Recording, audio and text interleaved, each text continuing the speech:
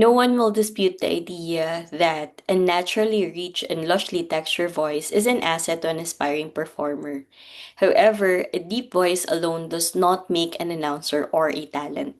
Even if you take an industry survey, not all of the top radio personalities possess the deep golden voice.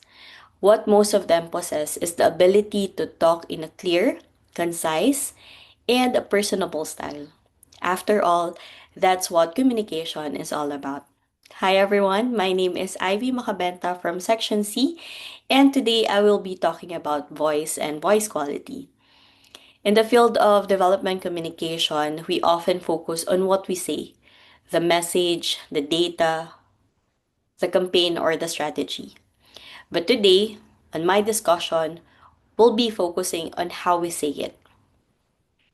For many communities, radio is the most trusted, accessible source of information.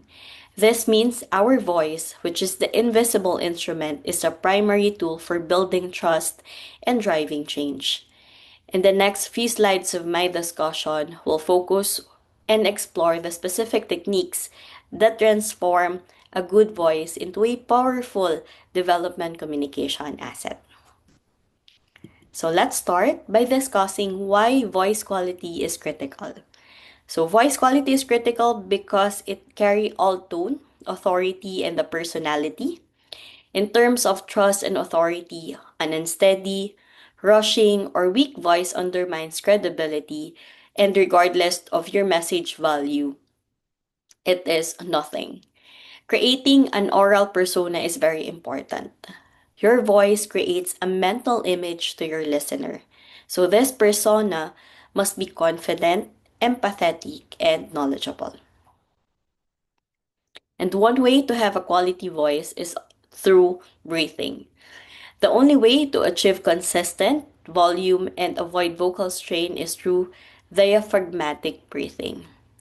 Imagine your breath as a steady column supporting your voice. Shallow chest breathing leads to a thin, strained sound.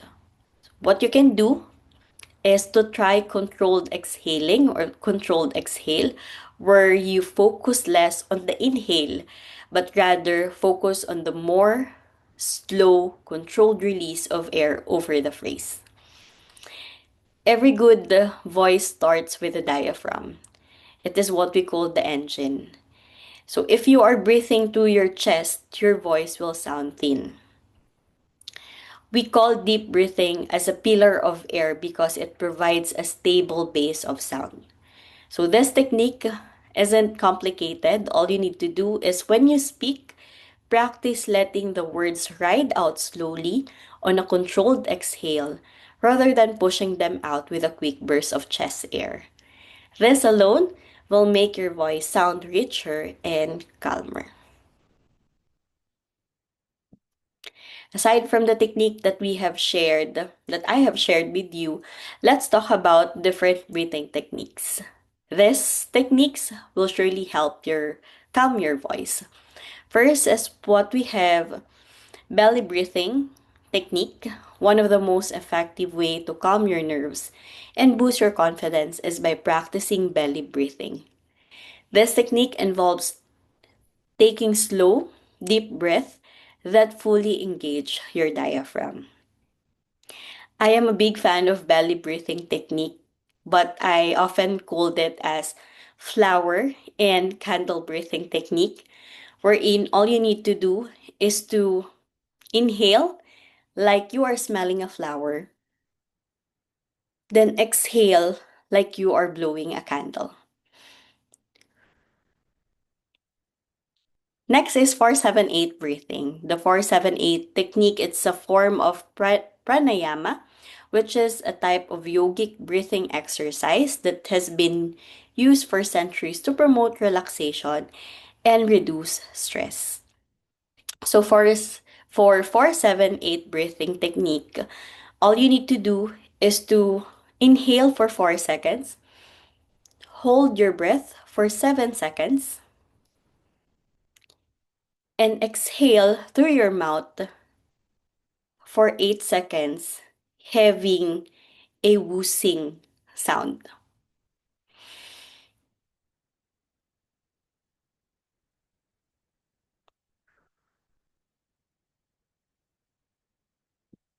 That's it for 478 breathing technique. Last but not the least is box breathing technique. This technique is very effective as well. This is used in the military. Box breathing is a controlled breathing technique where you visualize the process of drawing a box or a square with each breath. All you need to do for box breathing technique is to inhale for 4 seconds, hold for 4 seconds, then exhale for another 4 seconds. And again, hold your breath for another 4 seconds after you've been or after you've fully exhaled.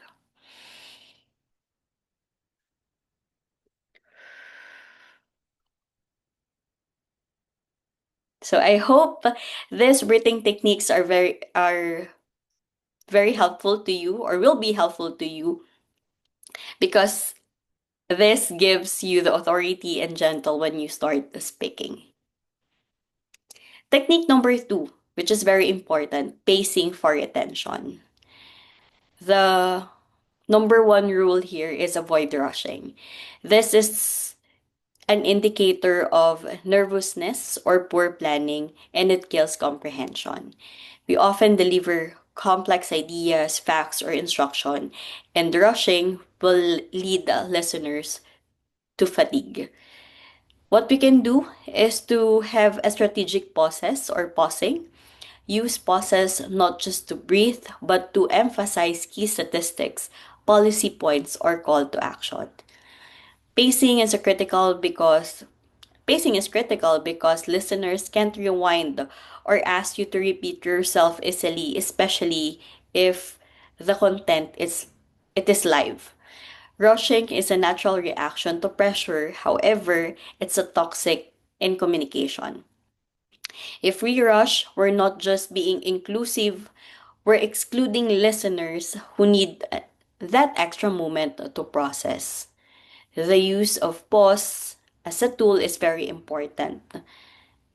It allows us to show respect to the listener's time and intellect.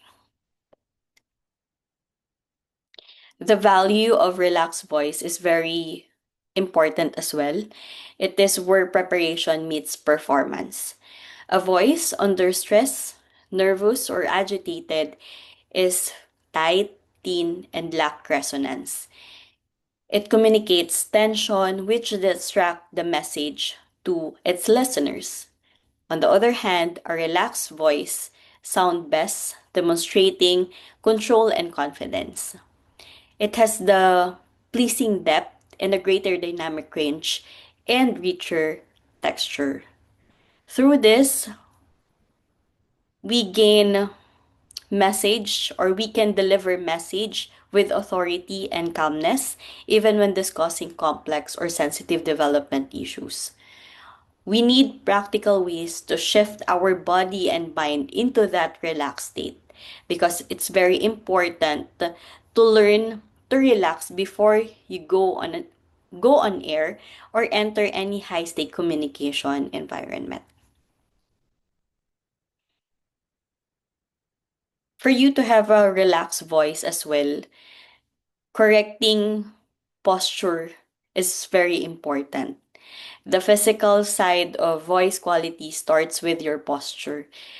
Think of your body as an instrument. If the instrument is bent or constricted, the sound won't resonate. Slouching, slumping, or sitting too rigidly twists and contorts the lungs and diaphragm. In result, it can make you difficult to take in air freely, hindering voice quality. What you can do is to ensure an upright, relaxed, and open posture, allowing full diaphragmatic movement. Always remember that a rigid posture is just as bad as a slumped one. A relaxed, upright sitting or standing position is essential to give your diaphragm the space it needs to move and support your voice. And technique for our technique number 3, immediate relaxation, targeting the neck and shoulders. When we are stressed, our upper body is the first place we hold tension. It's the classic fight or flight response. This tightness constricts the muscle around your voice box. Additionally, tightness in the neck or shoulder, which directly affects your voice production. So the first drill, it's very simple. Gentle, slowly rotate your head and upper body to loosen the neck and the shoulders. Do it for several minutes until you are comfortable. Next is to deliberately disengage the muscle. So casually flex arms and shoulders or try to shake it. That's it for my presentation. Thank you very much for listening. And again, in development communication, we measure success by outcomes, not airtime. Your voice quality directly impacts those outcomes. When you are clear and well paced, the community remembers steps you tell them to take. When your tone is right, authoritative but caring, they are more likely to comply with challenging recommendation. Ultimately, a carefully cultivated voice ensure your development communication program is not just heard but trusted and acted upon. Again, thank you for taking time finishing my discussion. I hope you were able to learn something from it. And once again, I am Ivy Macabenta from Section C. Have a great day, everyone.